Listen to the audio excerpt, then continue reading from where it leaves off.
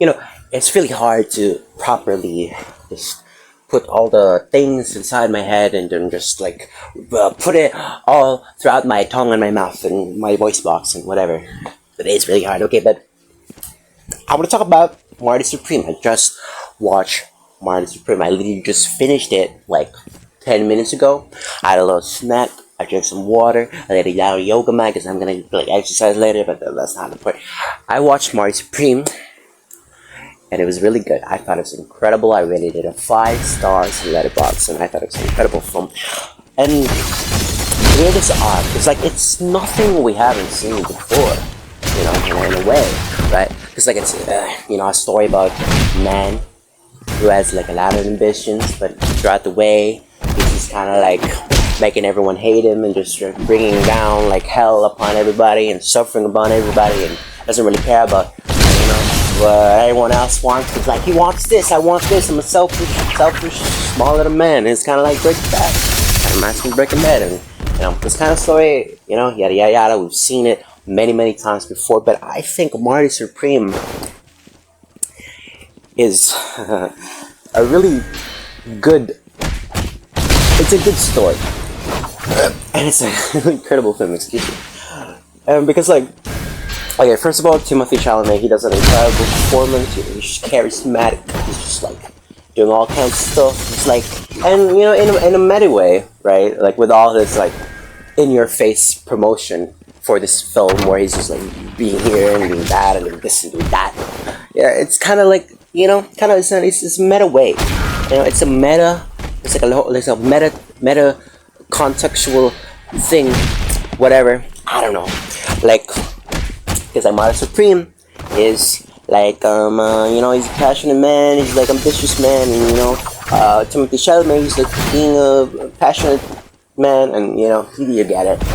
There's this one specific scene where it's like a theater class, and when Marty Supreme, the character, was like watching the theater class, like I kind of thought to myself, oh wait, this must be how Timothy Chalamet got into acting, and of course I was like, idiot. It's like, obviously, it's not what happened. It's a Marty Supreme character. And also, there's also this one specific detail where there was this kid on the theater play who was like not acting very well, and so like the lady was like, this little kid over here was like, he made himself, he like stayed up for 3 days straight just because the character is like a little tired, that's bullshit. Like, what the fuck is wrong with him? That's also kind of like parallel to what Timothy Chalamet was doing, because like he made himself like on purpose like a little bit more visually impaired to prepare for this character. That was just kind of a little detail, but that I watched. But let's talk about broad strokes, broad strokes here. I thought this film was amazing, and it is a film about passion, ambition, and everything that comes. So I think it's like the thing with Marty, right? Marty Supreme, he's a small man. He's a small little guy. At least that's how he feels. And literally the only thing. Alright, let's use his language. This is what he said, not me. He's a man with a purpose. Not a man with not a purpose. He's a man with a purpose. And his purpose is to play ping pong. And we'll talk about, and yeah. And so okay, it was kind of like Brokeback Mountain. This is a terrible comparison, for lack of a better comparison. I think this is kind of like Brokeback Mountain, right? Because at least within the beginning of Brokeback Mountain, like the two men are like in love with each other. They're like alone in the hills, and they're like in love with each other, and it feels really nice, and they feel like in the element. And that's really like the only times where I'm like rooting for him, like properly just rooting for him. And it was kind of like that at the beginning too. Like when he was playing ping pong, like I was rooting for this guy. He was a little bit of scumbag, but he was charismatic, and the way that he played ping pong was pretty fun. It was fun to watch. And so that's kind of the thing with his character, right? He believes that ping pong is literally all he is. Like, this is me. This is like what I was built here. This is what I was brought down here to this earth to do, to play ping pong, and that's all he wants to do. Right, and his passion is a little bit admirable, right? I wouldn't I want to say he's like an inspiration or whatever. Like, I don't want people to like hate me. I don't want to be like a shitty person or whatever. But his passion and ambition and his drive to just like do all these shameful, undignified things to get it, so it's somewhat admirable, And so that's the thing, right? And the climax of the movie and the ending of the movie. So, he has been through these things. He's like brought suffering, just made a bunch of people mad and sad, and a bunch of people died and lost their dog and got shot in the face and all that kind of stuff. And finally, he gets to Japan. If you've seen the movie, you understand. He finally gets to Japan, and this is kind of like the funny thing. This is where it all kind of clicked for me, right? It's like here's Marty Supreme, right? Here's Marty Supreme. He's like, I've made a bunch of people suffer. I've been through hell and back just to get here to Japan, and I want to play this guy. Who's by the way, he's deaf. He doesn't really care about Marty Supreme. He doesn't know what he's talking about. He's fine. He's a craftsman and all that. He's beloved by his own country. He doesn't care about Marty Supreme. He doesn't even think about Marty Supreme. But Marty Supreme is here. It's like, this is what everything in my life has been brought here to do. Or whatever. This is what God brought me here to do, was to play ping pong with this guy.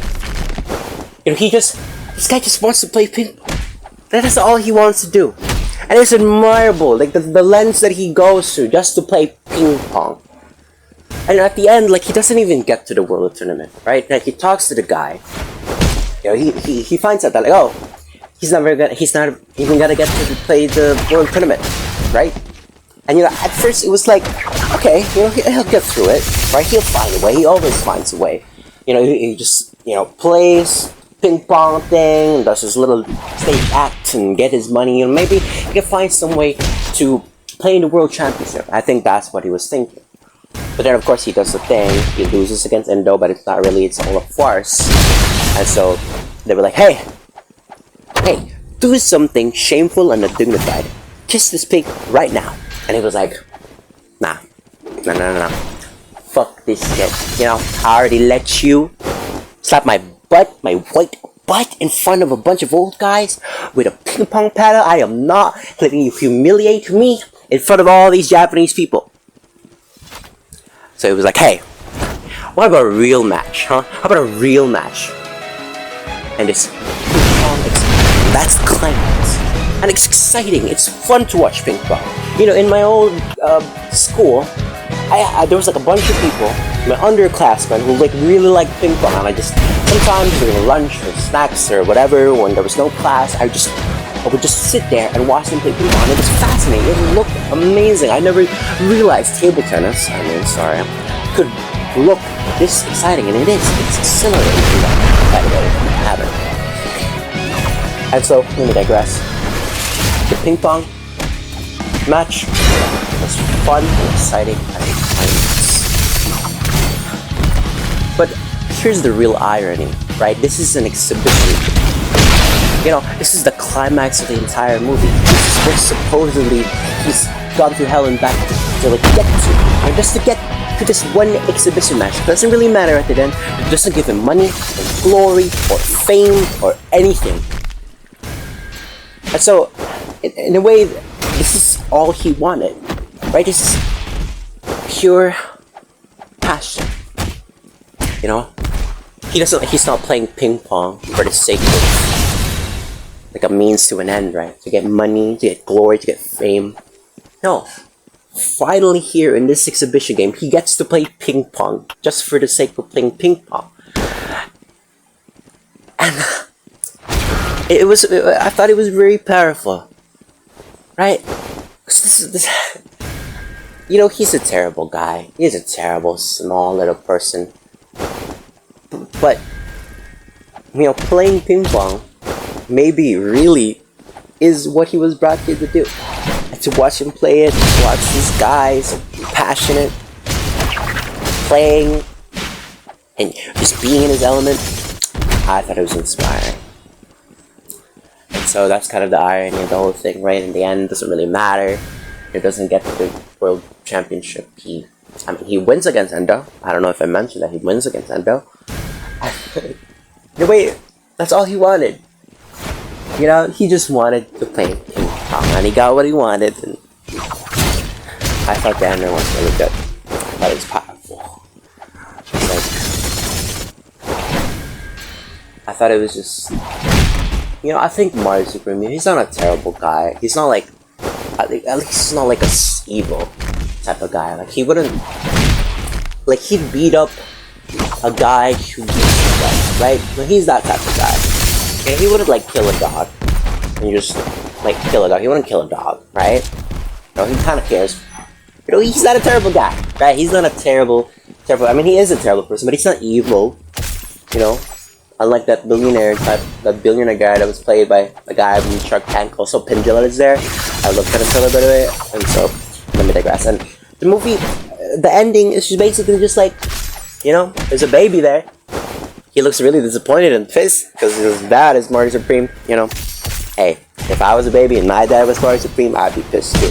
But that's kind of the thing about the movie, right? Because this movie is based on a real, true story, right? And of course, like, it's a movie. It's not completely real. But, like, I like that the ending is a little bit open-ended, you know. Like, I don't know what happens to him next, right? But if I'm, like, the movie's just kind of like, hey, if you're curious about this guy, you know, search him up. He's a real guy, by the way. I'm sure, I don't know if you know that. He's a real guy. And so I'm probably going to search up what happens to him later because I'm pretty curious, honestly. And so, yeah, that was the movie. It was just about a guy who really, really wanted to play tennis. And I guess that's admirable in a way, you know? Humanity, right? And it was kind of relatable too, to be honest. I mean, you know, I've never been that driven or passionate before. I mean, I'm still 18, about to be 19. But, like, you know, I kind of get it, right? Because I do feel really shitty, you know? But the only times I really like myself is, I don't know, when I'm hanging out with my friends, or when I'm making music, or when I'm making videos. And, you know, in a way, like, ping pong, right? It does seem pretty minuscule. You know, it does seem like a silly little thing, right? Kind of like ballet, you know? Like, it's not a famous sport by any means. It's pretty small little thing. That's kind of the whole thing, you know? Like, I don't care what people think. I don't care what people think if my dream is a little silly and my vision's a little silly in the end. I want it. This is what I was brought here to do. And fuck anything else. That's the whole movie. Hey, I'm not really good at this, but I thought it was a good movie. I mean, I'm not good at, like, reviewing and talking and stuff, but, you know, I'll get better at it. That's the point of this thing. Yeah, it was a good movie. I like the movie. I'm gonna watch more movies now.